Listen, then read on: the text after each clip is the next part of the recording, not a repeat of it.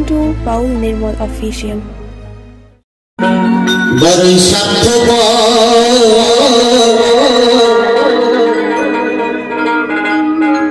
এই মানুষের মতো প্রাণীগুলো স্বার্থপর, অন্য প্রাণীর মধ্যে এত স্বার্থপরতা না।